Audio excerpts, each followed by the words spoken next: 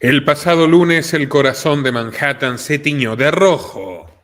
Era una tarde como tantas otras. Ejecutivos saliendo de reuniones, taxis amarillos surcando las anchas avenidas y la luz dorada del verano del hemisferio norte reflejándose en las vidrieras. Pero fue en Park Avenue, a pocas cuadras de la estación Grand Central, donde un hombre descendió de un BMW color negro y todo cambió para siempre. Su nombre, Shane Tamura, 27 años de edad. En su juventud había jugado al fútbol americano. Según él mismo escribió, la NFL no solo le había arrebatado la carrera, le había dejado el cerebro dañado y aquella tarde buscaría venganza. Y no en cualquier sitio, amigos, sino en el número 345 de Park Avenue, un coloso de vidrio y acero que alberga gigantes financieros como Blackstone, el fondo de inversión donde se caldeó, donde se formó, donde se forjó Larry Fink, que luego fundó BlackRock. Y también allí en ese edificio acristalado, KPMG y la mismísima NFL. Tamura cruzó el vestíbulo, levantó su rifle M4 y abrió fuego. Primero cayó Didarul Islam, un oficial de policía fuera de servicio, como se darán cuenta, musulmán, y fue víctima, no victimario. Luego, una mujer que intentaba cubrirse desesperadamente, un guardia de seguridad y otra señora más, una ejecutiva senior, a quien pronto revelaremos su identidad, que se escondía detrás de una columna. Finalmente, Tamura arribó al ascensor y su objetivo era clarísimo, la sede de la NFL. Sin embargo, presionó el botón equivocado. En lugar de los altos mandos de la liga, desembarcó en el piso 33, donde se topó con las oficinas de Rudin Management. Pero no se detuvo. En medio del estupor y el desconcierto general, disparó y asesinó a Julia Hyman, una joven asociada de la firma, y entonces, en un pasillo vacío, partió la última bala reservada para sí mismo. La policía halló una nota en su bolsillo. Allí, Tamura pedía que examinasen su cerebro, pues sospechaba padecer encefalopatía traumática crónica, una enfermedad cerebral grave causada por los golpes repetidos, común entre exjugadores de la NFL. No puedes ir contra la liga, escribió. Te aplastarán. Se supo además que había trabajado como guardia de seguridad en un casino de Las Vegas y estaba autorizado para portar armas de fuego. Había recorrido el país apenas unas decenas de horas, cruzando desde Colorado hasta Nebraska, Iowa y finalmente New Jersey, antes de consumar el ataque.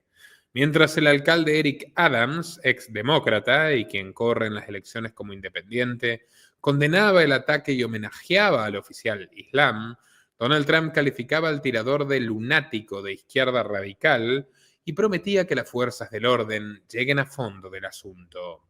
Pero la verdadera pregunta quedó flotando en el aire. ¿Qué lleva a un hombre a cruzar medio país? ¿Y qué país? Con un rifle y una nota de despedida doblada en su bolsillo. ¿Era solo una locura o había algo más? El tiroteo dejó 4 víctimas fatales.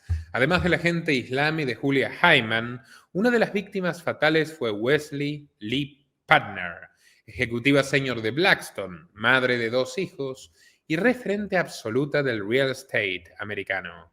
Y aquí, amigos, la historia se pone más oscura, porque de los 4 fallecidos, sin duda, ella es la más relevante, pero los reportes indican que la bala que terminó con su vida no estaba dirigida a ella, sino al edificio de la NFL, y más concretamente a su todopoderoso director, Roger Goodell. ¿Y cómo celebró Goodell haber salido ileso? Bueno, le regaló a todos una semana de home office. En cuanto a Lee Partner, cayó en el lobby apenas iniciado el ataque. Estaba allí por motivos que nadie ha terminado de explicar. Y aunque todo se atribuye a un error de Tamura, el desorientarse dentro del edificio, bueno, ella no fue una víctima al azar. Fue una de las primeras en caer, una muerte demasiado precisa, quirúrgica, demasiado oportuna.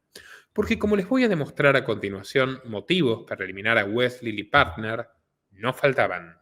De origen judío y graduada con honores en la Universidad de Yale, Wesley Lee Partner ascendió con paso firme por los pasillos cloacales de Wall Street, tras una exitosa década sirviendo a Goldman Sachs. Junto a Steve Bannon, el gurú trampista, en 2014 se unió a Blackstone, el mayor fondo buitre del planeta, donde llegó a liderar Braid, la inmobiliaria privada más grande de los Estados Unidos. Bajo su conducción, Blackstone obtuvo retornos anuales del 9.4%, incluso en los tiempos de mayor incertidumbre. Pero Lee Partner no solamente era una mujer rentable, era una pieza estratégica del globalismo en la arquitectura del poder financiero. Presidía la Women's Initiative de Blackstone, promoviendo políticas de diversidad en entornos históricamente masculinos y demás blabletas woke, y participaba de los círculos más cerrados de la comunidad judía ortodoxa moderna, curiosa ambivalencia, siendo miembro de la sinagoga Alt-Neu Shul, una de las más influyentes de Manhattan. De hecho, en 2023 fue distinguida con el premio al liderazgo joven Alan Greensberg, otorgado por la UJA Federation of New York, un galardón reservado para grandes jugadores. La UJA no es una organización cualquiera, es ni más ni menos que la Unión Judía Americana. Es una de las redes filantrópicas más poderosas del mundo hebreo, con vínculos directos y sostenidos con el Estado genocida de Israel. Desde su sede neoyorquina financia programas sociales en el país judío, incluidos los asentamientos ilegales en la ocupada Cisjordania, además de proyectos vinculados a la seguridad nacional y campañas de fortalecimiento del sionismo. Sabemos que Lee Partner fue invitada al menos en una ocasión a la Herzliya Conference, uno de los encuentros estratégicos más significativos de la élite israelí, y que estudió en la escuela Abraham Joshua Heschel, donde su nombre figura como Settle en memoria suya, es decir, que su memoria sea una bendición. Pero su recuerdo no se entiende sin mirar al leviatán al que sirvió, porque si Lee Partner era una ficha clave, el tablero clave era el de Blackstone. Fundado en 1985 por Peter Peterson y Stephen Schwarzman, ex ejecutivos de Lehman Brothers, Blackstone Incorporation se convirtió en uno de los fondos buitres más grandes del planeta, célebre por sus operaciones agresivas, sobre todo en el sector inmobiliario. Uno de sus casos más notorios fue la adquisición de viviendas de protección oficial al Ayuntamiento de Madrid, una operación que duplicó los precios del alquiler y convirtió a la corporación en el principal casero de toda España. Pero no se detengan en eso. También sus propietarios poseen la cadena Hilton y a través de sus subsidiarias como Merlin Entertainments, dueña de Legoland, se han transformado en un competidor directo de Disney en los parques de diversiones. Blackstone es una auténtica estructura de poder, envuelta en polémicas, blindada por el silencio y cuyas decisiones afectan a la vida de millones. Su filial Home Partners of America, por ejemplo, fue denunciada por llevar a cabo desalojos sistemáticos, una coreografía de miles de inquilinos sin llave, sin techo y sin derecho a comprar las casas donde vivían. Pero si eso fue negocio, lo que vino después fue represión tercerizada.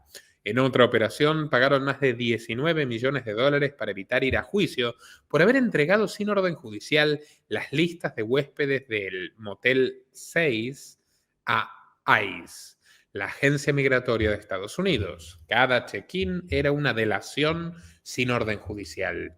Cada noche reservada, una potencial redada. El resultado fueron cientos de deportaciones en cadena, quebrando familias por toda América. También recibieron fuertes sanciones cuando su subsidiaria PSSI fue descubierta empleando a menores de edad en plantas de limpieza industrial altamente tóxicas. Y no faltan los señalamientos por su participación en la deforestación del Amazonas a través de firmas satélite. Lo cierto es que Blackstone nunca estuvo al margen del juego político estadounidense. Su cofundador, Stephen Schwarzman, fue amigo íntimo y personal de Donald Trump y llegó a ser su asesor económico no oficial durante su primer gobierno en la Casa Blanca, aunque en los últimos años también lo criticó con dureza. Del otro lado del espectro, Tony James, ex número 2 de Blackstone, fue un donante clave del Partido Demócrata y llegó a sonar como probable secretario del Tesoro si Hillary Clinton ganaba en el año 2016. La red se completa con nombres como Steve Radner, ex banquero de inversión cercano a Barack Obama y, según se dice, casi un padrino financiero de Wesley Lepantner, el hombre que le abrió muchas puertas en su ascenso. Y justo en aquel escenario, un cruce de intereses, agendas y egos, muere la ejecutiva más visible, una de las pocas voces femeninas con peso real en la cúpula, una mujer que según algunos colegas era brillante, generosa, y según otros, una peligrosa trepadora con demasiadas llaves en el bolsillo, que había acumulado secretos de toda la junta directiva. En los días previos al tiroteo, Lepantner había intensificado su agenda pública. Aparecía en medios de comunicación, hablaba de la urgencia de una reforma interna y prometía una nueva era para Blackstone, más humana, más ética, más transparente.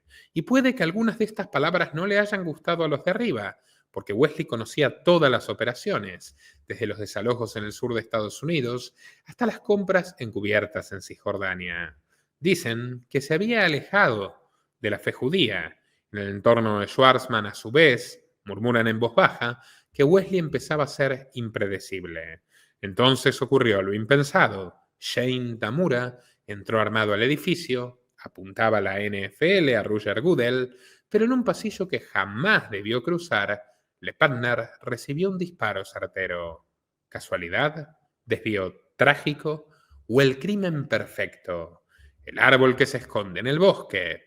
La historia oficial cierra, pero en algunas oficinas de Manhattan, sin duda, a estas horas, se brinda con champán. Los invito a darle like a este video, a compartirlo en WhatsApp, Twitter, Telegram, Facebook, en todas sus redes y grupos.